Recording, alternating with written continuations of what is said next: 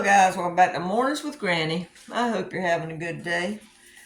I have been sitting in here working, and I thought I would show you one of the craft things I was doing. But first I want to tell you about some mail I received. This is from Cheryl, and Cheryl is in California. Thank you, Cheryl. It's always nice to receive mail. I told you guys the other day when I was talking about the sticker, somebody gave me misinformation about postage. Alaska and Hawaii, it's the same thing, which you guys are paying it anyway. So I will mail to all 50 states.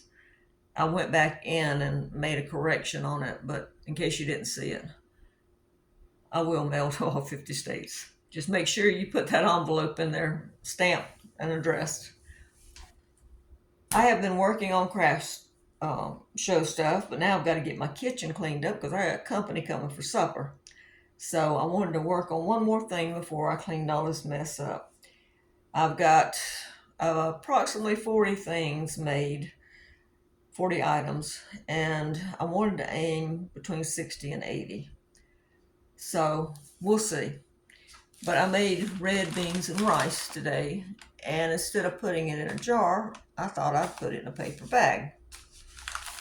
You can put it in a jar if you want to, but I can charge a lower price by putting it in a paper bag, and I want to make the prices reasonable.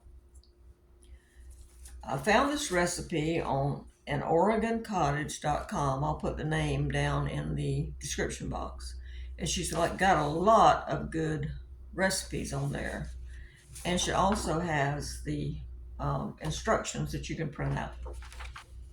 So this calls for 2 cups of long grain rice, and you have to put it in a Ziploc bag, the rice, whether you're putting it in the jar or the bag, it doesn't matter. You still have to put it in here because beans take longer to cook than rice.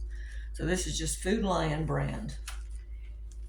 And then since I'm putting this in a bag instead of a jar, it says put the rice in the bottom in the bag of a jar and then pour the beans in. Well, I'm putting this in a bag, so I put my beans in a Ziploc bag.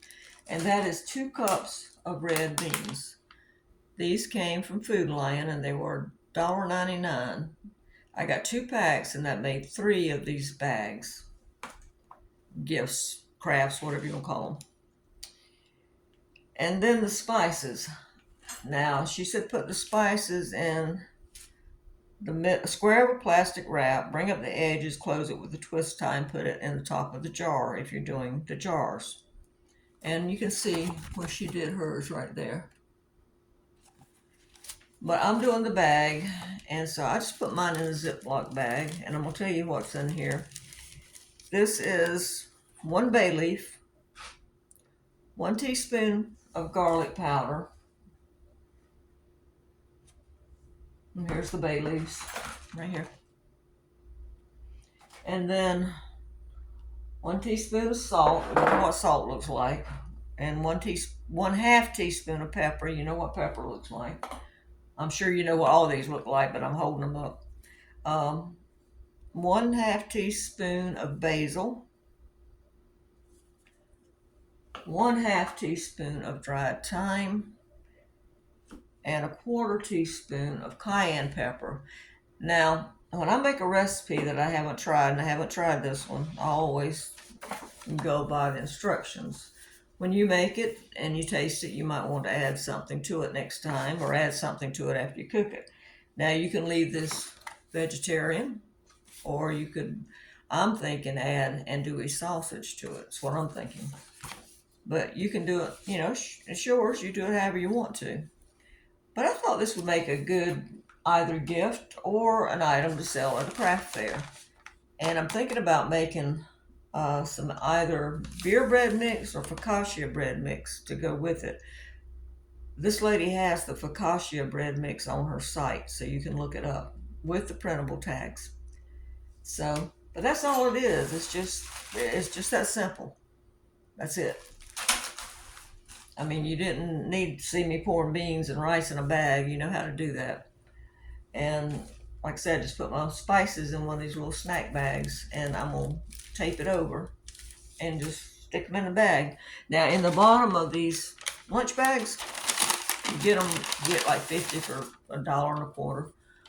I put a piece of poster board, or you can use cardboard, because I felt like it would give it more support. And then my aunt had given me some fabric, and I just, when I printed out the little instruction cards, recipe cards, I just put a piece of fabric behind it with tacky glue and then put the recipe on it. And my little pitiful bow here, I just took my hole puncher, punched 2 holes, and tied it on there. I'm just not good at bow making. I never have been. That's just, I feel like I'm all thumbs when it comes to bow making. I can cook, I can throw stuff together, but when it comes to matching colors and bow making and the little intricate stuff like that, forget it. I'm no good at it. But anyway, that's one bag down. I got enough to do 2 more bags, but I'm gonna get this cleaned up because I have to cook. All right, guys. I hope you enjoyed this. I hope you give this a thumbs up and subscribe. Bye bye.